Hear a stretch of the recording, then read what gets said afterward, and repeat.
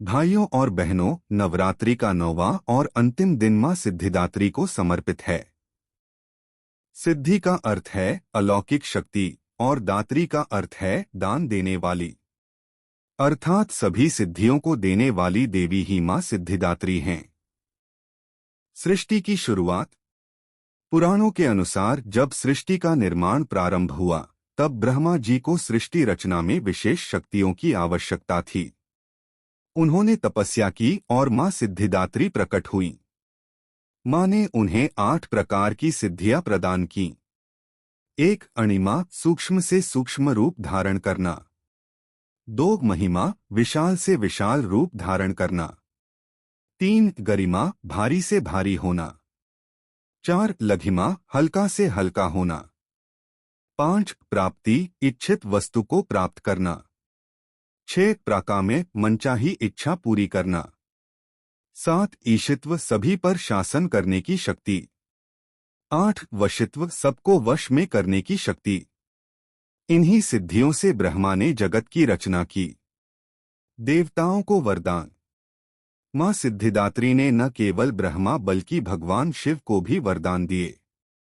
इसी कारण शिव जी आधे नारायण और आधे देवी रूप में प्रकट हुए, जिन्हें अर्धनारीश्वर कहा जाता है। इस प्रकार मां सिद्धिदात्री ने देवताओं, ऋषियों और भक्तों को वह शक्ति दी जिससे वे धर्म और सृष्टि की रक्षा कर सकें। मां का स्वरूप। मां सिद्धिदात्री कमल के आसन पर विराजमान रहती हैं। उनके 4 हाथ हैं। एक हाथ में चक्र, दूसरे में गदा, तीसरे में शंख और चौथे में कमल। उनकी आभा सूर्य के समान चमकती है और वे अपने भक्तों को असीम ऊर्जा और सिद्धियां प्रदान करती हैं। पूजा और आराधना। नवरात्रि के 9वें दिन मां सिद्धिदात्री की पूजा करने का विशेष महत्व है।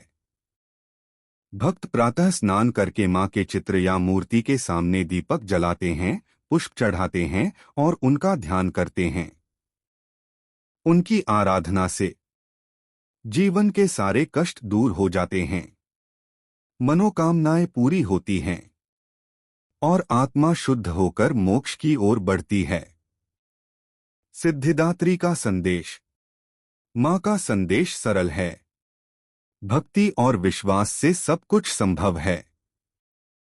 जब मनुष्य अपने भीतर प्रकाश जगाता है तो उसे समस्त सिद्धियां प्राप्त होती हैं।